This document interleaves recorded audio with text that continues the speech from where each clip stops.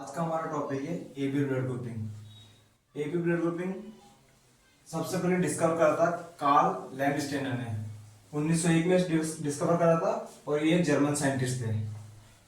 उन्होंने देखा कि एंटीजन और एंटीबॉडी के बीच में एग्लूटिनेशन रिएक्शन हो रही है, जिस एग्लूटिनेशन का मतलब होता है क्लम्पिंग। और अब हम बात करते हैं एंटीजन क्या होता है और कहाँ प्रेजेंट होता है। एंटीजन जो है वो आरबीसी की सरफेस पे प्रेजेंट होता है और एंटीबॉडी जो है वो प्लाज्मा में प्रेजेंट होता है। ठीक है, एंटीजन जो है वो दो प्रकार से होता है, एंटीजन ए और एंटीजन बी। एंटीबॉडी जो है एंटीबॉडी जो एंटीजन ए के साथ में रिएक्ट करती है उसे बोलते हैं एंटी ए, और एंटीबॉडी जो एंटीजन बी के साथ रिएक्ट करती है उसे बोलते हैं एंटी बी। अब ब्लड ग्रुप जो है वो चार टाइप के होते हैं। सबसे पहला है ए, बी, तीसरा है ए बी और चौथा है ओ। ब्लड ग्रुप ए के अंदर एंटीजन ए प्रेजेंट होता है और एंटीबॉडी जो है वो एंटी बी प्रेजेंट होती है। ब्लड ग्रुप बी के अंदर एंटीजन बी प्रेजेंट होता है और एंटीबॉडी जो है वो एंटी ए प्रेजेंट होती है।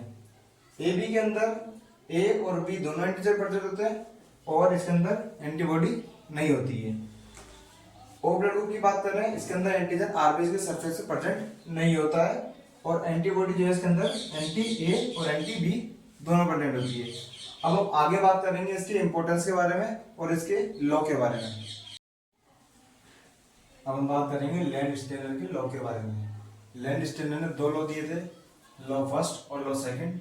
लॉ फर्स्ट में उसने बताया कि अगर ब्लड के अंदर आरबीसी की सरफेस पर अगर एंटीजन प्रेजेंट होगा तो उसके करस्पॉन्डिंग में एंटीबॉडी जो है वो सीरम में एब्सेंट रहेगी। और दूसरा लॉ ये बताया था उन्होंने कि अगर आरबीसी की सरफेस पे एंटीजन एब्सेंट होगा तो उसके करस्पॉन्डिंग जो है वो एंटीबॉडी सीरम के अंदर प्रेजेंट होएगी। ठीक है, अब हम बात करते हैं, थोड़ा छोटा टॉपिक है, यूनिवर्सल डोनर। यूनिवर्सल डोनर सब जानते हैं और नेगेटिव होता है क्योंकि इसके अंदर कोई भी एंटीजन प्रेजेंट नहीं होता आरबीसी की सरफेस पे। ठीक है, ये नॉन रिएक्टिव एक तरीके से आरबीसी होती है जो हर किसी के साथ घुल मिल जाती है। दूसरा पॉइंट इसके अंदर ये है यूनिवर्सल रिसेप्टर। यूनिवर्सल रिसेप्टर हम कहते हैं एबी को, क्योंकि इसके अंदर एंटीबॉडी नहीं प्रेजेंट होती है, रिएक्टिव एंटीबॉडी सीरम के अंदर या प्लाज्मा के अंदर प्रेजेंट नहीं होती है। अब हम बात करते हैं एबी ब्लड ग्रुप के इंपॉर्टेंस के बारे में। इसके मेनली चार पॉइंट है। सबसे पहला पॉइंट है इन ब्लड ट्रांसफ्यूजन। जब भी हम ब्लड ट्रांसफ्यूज करते हैं या ब्लड किसी को डोनेट करते हैं उससे पहले हम एबी ब्लड ग्रुपिंग करना बहुत इंपॉर्टेंट मानते हैं, बहुत इंपॉर्टेंट होता है। दूसरा पॉइंट इसके अंदर ये है इन ऑर्गन ट्रांसप्लांटेशन। जब भी हम कोई ऑर्गन ट्रांसप्लांट करते हैं तो उससे पहले हम एबी ब्लड ग्रुपिंग करते हैं, चेक करते हैं। तीसरा इसके अंदर पॉइंट है पैटर्निटी टेस्टिंग और चौथा टॉपिक इसके अंदर इन फोरेंसिक टेस्टिंग। फोरेंसिक टेस्टिंग वगैरह भी हम करते हैं। अब हम आगे इसके बारे में बताएंगे आपको, इसके मेथड के बारे में। इसके दो मेथड होते हैं, स्लाइड मेथड और ट्यूब मेथड, वो हम आगे डिस्कस करेंगे। RH blood group. RH blood group जो है वो मोस्ट इंपोर्टेंट सिस्टम है आफ्टर एबी सिस्टम के बाद में। उसके बाद है डिस्कवर्ड इन रिसस मंकी। सबसे पहले इसको डिस्कवर करा था रिसस मंकी के अंदर।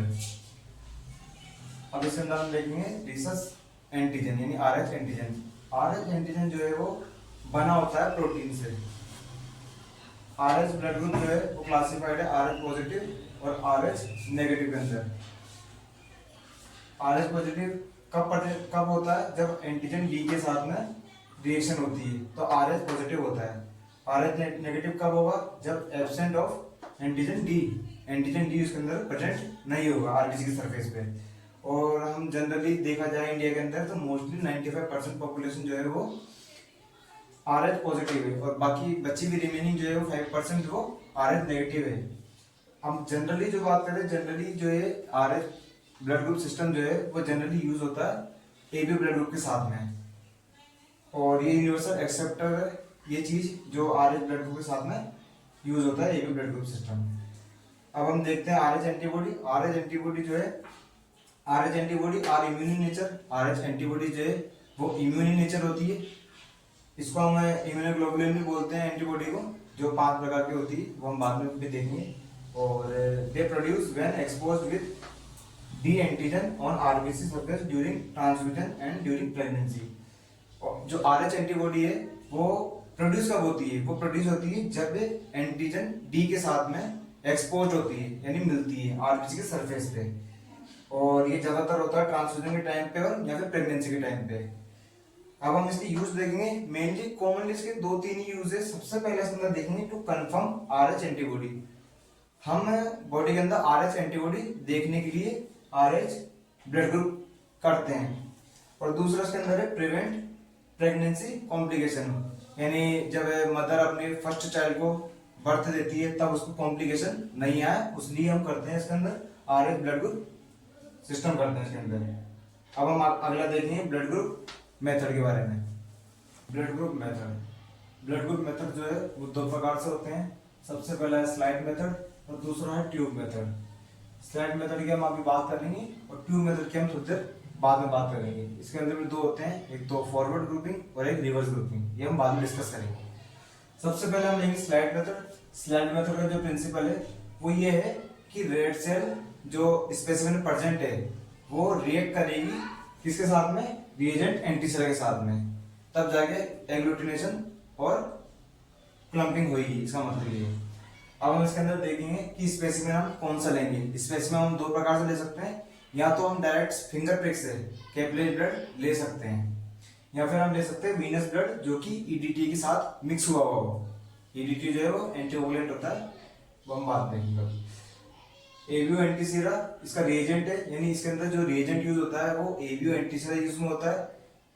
और अब हम आगे बात करते हैं इसके प्रोसीजर के बारे में। इसका प्रोसीजर जो है वो काफी सिंपल प्रोसीजर है और ज्यादा वाइडली यूज होने वाला प्रोसीजर है। ज्यादातर लैबों में यही प्रोसीजर यूज होता है क्योंकि क्विक मेथड है एक तरीके से।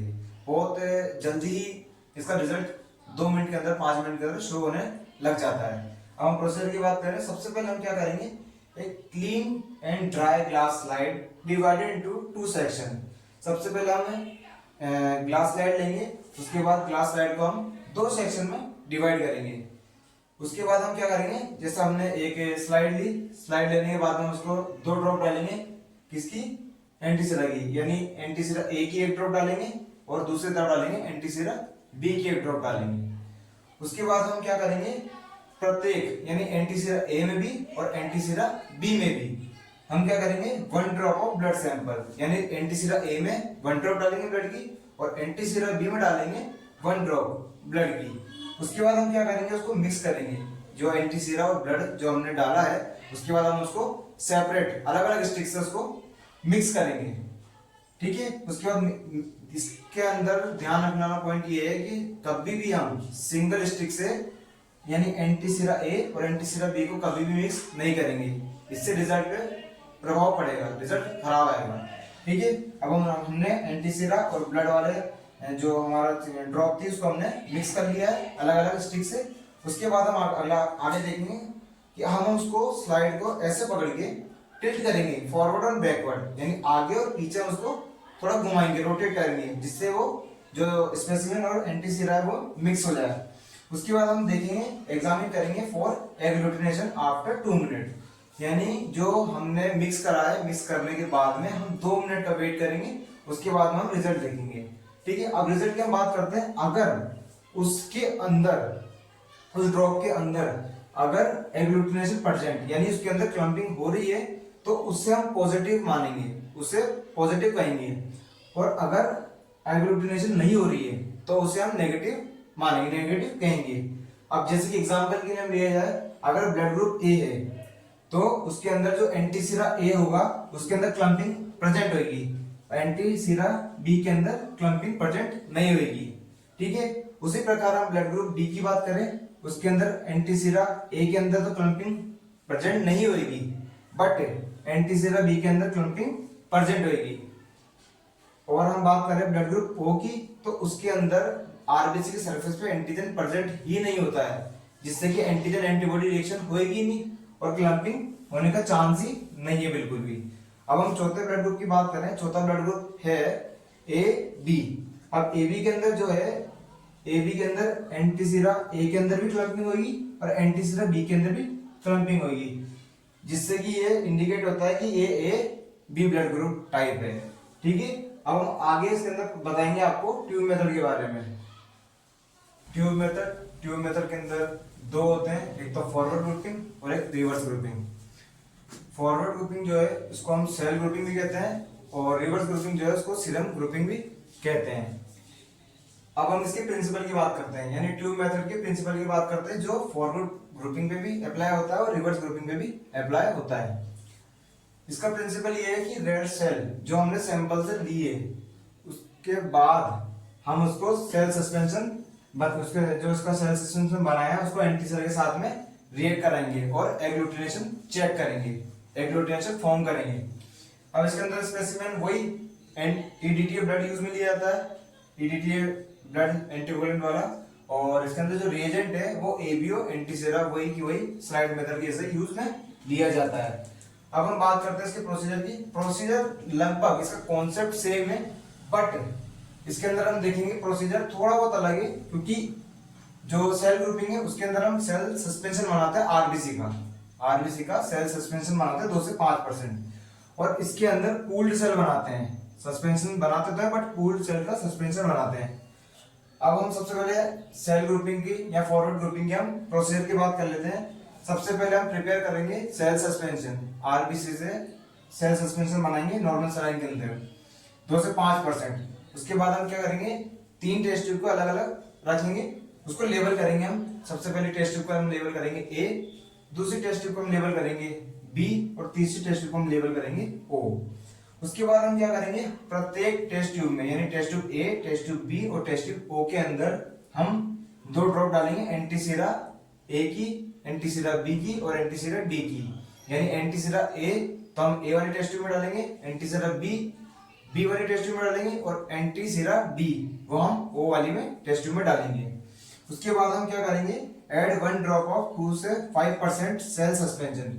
अब हमने जो टेस्ट ट्यूब ली थी तीनों ए, बी और ओ, उसके अंदर हम एंटीसेरा डालने के बाद में एक ड्रॉप डाल देंगे सेल सस्पेंशन की, जो हमने पहले से प्रिपेयर कर रखा था। उसके बाद हम क्या करेंगे, इसको मिक्स करेंगे और सेंट्रीफ्यूज कर देंगे 1500 आरपीएम पर 1 मिनट के लिए। उसके बाद हम चेक करेंगे हीमोलाइसिस हम चेक करेंगे आरबीसी कितनी ब्रेकडाउन में क्लम्पिंग हो रही है या नहीं हो रही है। उसके बाद हम चेक करेंगे। हाँ, इसके अंदर एक चीज और है, जब हम सेंट्रीफ्यूज करते हैं उसके बाद नीचे सेल बटन बनता है, एक बटन टाइप सेल आरबीसी का गुच्छा बनता है जिसे सेल बटन कहते हैं। उसके बाद हम उसको चेक करेंगे, कंफर्म। अगला प्रोसीजर हमारा confirm agglutination under microscope for positive result. अगर हमें ऐसे कंफर्म नहीं हो रहा है कि इसका रिजल्ट पॉजिटिव आ रहा है कि नेगेटिव आ रहा है, तो हम पॉजिटिव रिजल्ट आने पर इसको माइक्रोस्कोप में चेक करेंगे। ठीक है, अब हम बात करते हैं रिवर्स ग्रुपिंग की। रिवर्स ग्रुपिंग का प्रोसीजर, प्रिंसिपल, स्पेसिमन, रिएजेंट सब सेम है, बट प्रोसीजर थोड़ा सा अलग है। सबसे पहले हम प्रिपेयर करेंगे 2 से 5% सस्पेंशन ऑफ पूल्ड सेल का सस्पेंशन बनाएंगे। ठीक है, उसके बाद हम क्या करेंगे, वही इसकी जैसे 3 टेस्ट ट्यूब लेंगे, उसको लेबल करेंगे ए, बी और ओ करके।